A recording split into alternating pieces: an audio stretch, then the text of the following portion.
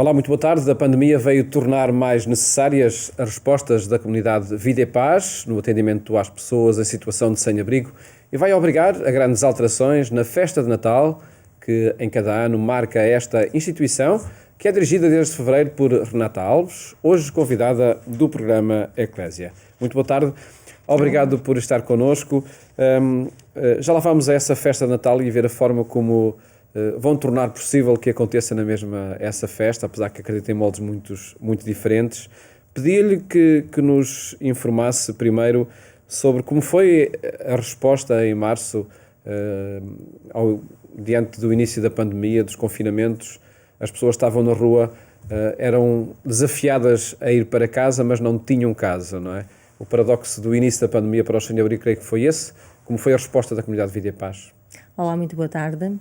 De facto, em março foram dias muito difíceis, sobretudo nas duas últimas semanas de março, que assistimos exatamente ao confinamento e ao pedido que ficassem todos em casa e, na verdade, as pessoas que não têm casa viam-se até privadas de alguns acessos, nomeadamente com o encerramento da restauração e com o facto de não existirem pessoas na rua e que não poderiam arrumar carros, viram-se ali privadas de algumas alternativas. Por outro lado, também, a maior parte das instituições que atuavam na área do apoio às pessoas em situação de sem-abrigo também acabaram por não ir à rua e não prestaram esse apoio.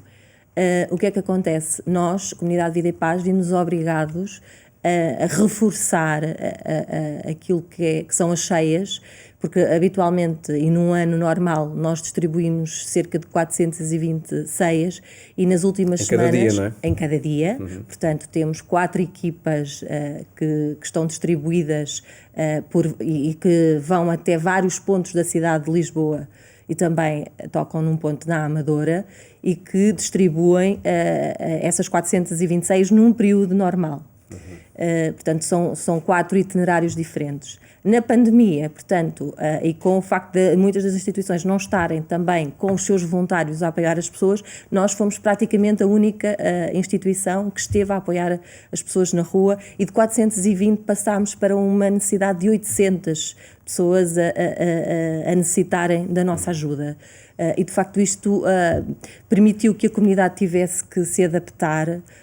Depois também alguns dos nossos voluntários pertencentes ao grupo de risco também não poderiam dar resposta às solicitações, no entanto conseguimos sempre manter essa atividade, nunca deixámos de ir à rua até ao momento, com as adaptações, nomeadamente, portanto, deixaram de ir 8 voluntários em cada equipa, passaram a 4, também pela questão da segurança e da distância, e conseguimos, com o apoio de muitos benfeitores, parceiros, os voluntários, os particulares, conseguir, portanto, permitir que as pessoas pudessem ter uma refeição.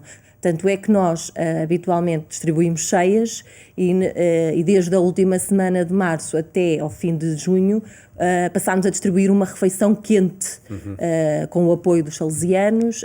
Nós distribuímos em média praticamente cerca de 45.500 refeições neste período. Portanto, falamos de um grande impacto e grandes alterações.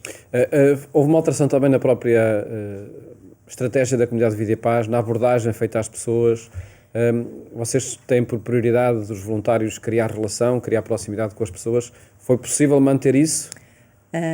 Foi muito difícil manter isso. Não conseguimos, porque o número de pessoas que estavam em determinados locais era superior a 100 pessoas e isso impedia as pessoas de terem uma conversa, porque de facto a missão da Comunidade Vida e Paz é ir ao encontro das pessoas e através da ceia poder chegar e estabelecer uma relação, criar confiança para que as pessoas depois possam mudar de vida.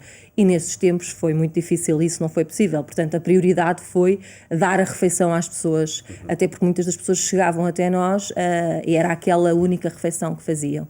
E não havia espaço para o diálogo, apenas podermos também transmitir às pessoas que tivessem algum cuidado e alertarmos também para a questão dos riscos e para a questão da pandemia, distribuindo também alguns flyers de informação relacionada com os cuidados que as pessoas deviam ter.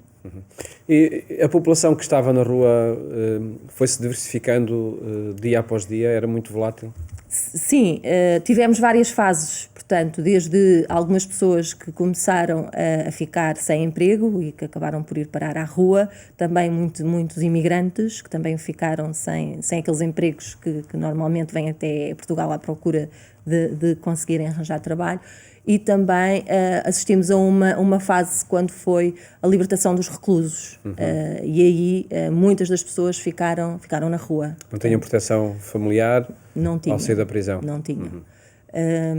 A resposta da comunidade era garantir a alimentação, pelo menos? Sim, e podemos encaminhar a partir de determinada altura, quando a Câmara Municipal, portanto, criou os centros de acolhimento, nós encaminhávamos as pessoas para esses centros ou para outro tipo de alternativas para que as pessoas não ficassem na rua e para que pudessem fazer refeições e cuidados de higiene, não é? Sabendo nós que a questão da higiene é tão essencial nesta altura, se é essencial sempre, nesta altura ainda mais, não é? As pessoas ficam, de facto, enfim, entregues a si mesmas, muitas. Depois, o processo de acompanhamento que a comunidade Vida e Paz tenta fazer, de facto, relançando propostas de vida para essas pessoas. Esse processo teve de parar. As comunidades terapêuticas, por exemplo, tiveram que se reconfigurar, estão mais... Enfim, a ação está mais parada agora nesta altura? Sim. Houve um período que a comunidade Vida e Paz teve que suspender as admissões, até porque precisava de se adaptar e de perceber a evolução, e então as comunidades terapêuticas deixaram de receber pessoas para tratamento das dependências. Com os planos de contingência que fomos criando, houve a oportunidade também dos serviços se adaptarem e com a aquisição de muitos equipamentos e a adaptação da estrutura física, criámos todas as condições para voltarmos a admitir as pessoas em comunidade terapêutica ou em comunidade de inserção. No entanto, tivemos aqui uma dificuldade que ainda se mantém, portanto, com o encerramento ou com o facto de muitas das respostas públicas estarem a funcionar a 50% ou a menos 50%, o número de admissões tem vindo a diminuir. Portanto, nós tivemos quebras na ordem dos 40% em termos de admissões, e quando o número de candidatos, ou seja, quando o número de pessoas que necessitam deste tipo de resposta tem vindo a aumentar. Portanto, e assistimos aqui, e esta é uma grande preocupação que a comunidade tem neste momento, que é como é que podemos, de facto, dar resposta às pessoas que estão em situações de grande sofrimento e que precisam de ser tratadas. Mas não depende apenas da comunidade Vida e Paz, estamos a fazer esforços para que, de facto, existam aqui alternativas e que possamos conseguir vir receber as pessoas e tratá-las e devolver, no fundo, de novo à sociedade. Há também novas exigências, novas respostas que é necessário dar por causa de comportamentos e de consumos, seja de álcool, seja de toxicodependência, que possam ter aumentado também por causa deste estado de contingência. Sim, sem dúvida. Portanto, foi a fuga para muitas pessoas. Foi a fuga, por outro lado, pessoas que já estavam em recuperação há alguns anos voltaram aos consumos e sim, há um aumento de pessoas que procuram o tratamento e a reabilitação. Nesta segunda fase, ou segunda vaga da pandemia, qual é a estratégia da comunidade Vida e Paz? Portanto, à medida que também foram existindo mais alternativas na cidade, também o facto das instituições terem voltado à rua e a apoiar as pessoas, até porque todas as instituições tiveram que se adaptar, não é? Tiveram que ser criativas, dinamizar respostas e aí começámos a assistir a uma diminuição do número de pessoas que estavam na rua. E, nesse sentido, também a comunidade Vida e Paz procurou, a partir de julho, voltar àquilo que é a sua missão, que era procurar, através da distribuição daquela ceia habitual, conseguir manter o diálogo e a conversa com as pessoas para que depois consigamos encaminhar a pessoa para uma estrutura nossa, portanto, através da sinalização das equipas, e para que possamos convidar a pessoa à mudança. E é nesse projeto que continuam empenhados, como é a marca da comunidade Vida e Paz? Empenhadíssimos, sim. Um dos pontos essenciais em todo esse processo, até para o contacto com muitas pessoas, a partir de, enfim, para iniciar uma história de recuperação, de recomeço do projeto de vida, era sem dúvida a festa de Natal da comunidade Vida e Paz. Este ano, como é que tudo vai acontecer? Acredito que não será com grandes multidões como era normal, mas aí também a comunidade se reconfigurou. Certo. Portanto, a festa de Natal acontece já desde 1989, portanto é um grande marco na instituição, que normalmente procura apoiar muitas pessoas. Portanto, nos últimos anos nós temos tido a realização da festa, portanto, na cantina da cidade universitária, e através de um convite que distribuímos às pessoas que estão na rua umas semanas antes da realização da festa. Portanto, convidamos a pessoa a dirigir-se à nossa festa, e nessa festa a pessoa tem a possibilidade de ter acesso a uma série de serviços, desde cidadania, portanto, e na cidadania temos o IFP, temos o registro notarial, temos a segurança social, depois temos serviços de saúde, temos serviços de barbearia, cabeleireiro, a possibilidade de tomarem um banho, as refeições e a parte também que é muito requisitada por eles, que é a questão da roupa, e por outro lado também um mimo, temos sempre um mimo para oferecer. Este ano, com muita pena, mas também admitindo que temos que ter uma responsabilidade social também enquanto instituição e procurar cumprir todas as normas, portanto, das autoridades de saúde. Portanto, nós já tivemos reunião com as autoridades de saúde, com o objetivo também de apresentarmos o novo modelo, e que possamos, em segurança e respeitando todas as normas, ir ao encontro das pessoas que estão na rua e colocando alguns pontos e algumas zonas da cidade, nomeadamente seis pontos, vamos ter 6 lugares na cidade, incluindo um na Amadora, em que vamos ter as nossas viaturas e outras, e que de forma alternada vamos possibilitar alguns serviços. Serviços esses que nós percebemos que vão ao encontro das necessidades das pessoas, nomeadamente também a questão da cidadania, da saúde, da roupa e das refeições. Portanto, a festa da Comunidade de Vida e Paz, a festa de Natal, acontecerá em 6 locais da cidade, de forma faseada. Portanto, no fim de semana de 18, 19 e 20, nós vamos estar nesses pontos, vamos possibilitar esses serviços, e nós não designamos este ano, não é uma festa, é celebrar o Natal com as pessoas que estão na rua. E dessa forma, através de parceiros, benfeitores e de voluntários, conseguirmos chegar até às pessoas que também irão ter a possibilidade de receber um convite e de marcar depois presença, garantindo aqui a segurança, mas procurando ir ao encontro das pessoas. E no dia e na véspera de Natal continuamos a ir à rua nos mesmos moldes. Vamos procurar aí ter uma refeição um pouco mais rica, também ter um mimo para as pessoas, e estar da forma mais próxima com as pessoas nessa data. Esses serviços que prestam às pessoas, nomeadamente no âmbito da cidadania e depois das ajudas que lhes dão, são um relançamento de muitos projetos de vida? Sim, nós procuramos sempre que contextualizar esses serviços sempre com a componente técnica, portanto, e por isso é que a colaborar connosco estão sempre os voluntários, mas também os profissionais da Comunidade de Vida e Paz, que podem, através também, com as estratégias que têm, motivar a pessoa para a mudança, portanto, e convidar a pessoa para poder ter um projeto de vida diferente, que pode passar ou não por a reabilitação numa das nossas respostas ou outro tipo de projeto. Sem dúvida que será também um marco na Comunidade de Vida e Paz, esta celebração do Natal, como lhe falou. É a primeira vez que a Renata Alves lidera este processo, não é? Está à frente da Comunidade de Vida e Paz desde fevereiro. De que forma é que abraçou este projeto e sobretudo, de que forma é que se adaptou também aos desafios que logo no mês seguinte teve de reequacionar, acredito, todo aquilo que teria pensado para a comunidade? Sim, de facto foi um desafio em cima de outro desafio. Portanto, eu aceitei estas funções em fevereiro. Portanto, a minha experiência era de gestão de uma das respostas da instituição. Eu era a diretora da Comunidade Terapêutica do Centro de Fátima, portanto, desde 2004 que estava nessas funções.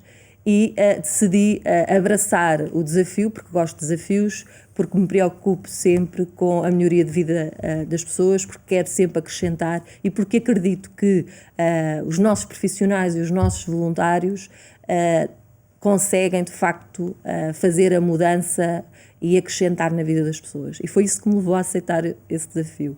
No entanto, sem imaginar que pudesse ter o desafio da pandemia, mas o facto de todos nos alinharmos com a missão da instituição acaba por ser menos doloroso, menos difícil para todos.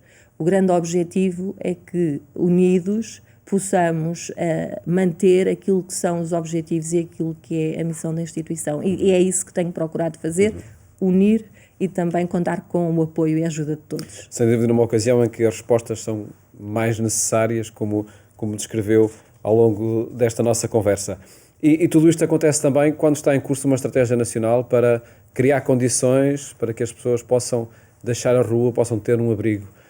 Acredita que as metas a que se propõe essa estratégia nacional continuam a ser viáveis? É possível até 2023, não era? Que as pessoas que assim o desejem possam sair da rua? Acredito que o desafio também é muito maior. E que, de facto, essas metas provavelmente terão que ser revistas. No entanto, temos assistido, e por isso é que também neste momento a estabilidade do número de pessoas que está na rua acaba por se verificar, porque temos assistido a uma série de medidas, nomeadamente os programas de Housing First e outro tipo de programas de apartamentos partilhados que também vão surgir em breve e que acredito que retirem muitas pessoas. Por outro lado, com a crise financeira que assistimos e que vai ser ainda pior, muitas pessoas vão para a rua e vão ficar em situação de vulnerabilidade social, que é isso que também já assistimos, pessoas que vão até nós, às nossas equipas, que não estando na rua estão numa situação de grande vulnerabilidade. E que talvez leve então a reequacionar essa estratégia, nomeadamente as metas, não esse objetivo que é necessário manter bem presente na nossa sociedade. Acredito. Que necessidades tem a comunidade de Vida e Paz se quisesse dirigir um apelo a ajudas, a voluntários? Que necessidades é que a comunidade tem para as respostas que precisa prestar? As necessidades neste momento prendem-se com os produtos alimentares, que são sempre uma grande necessidade para fazer face não só à composição das ceias que distribuímos todos os dias na rua, mas também para garantir as nossas respostas, os nossos centros, os nossos apartamentos de reinserção.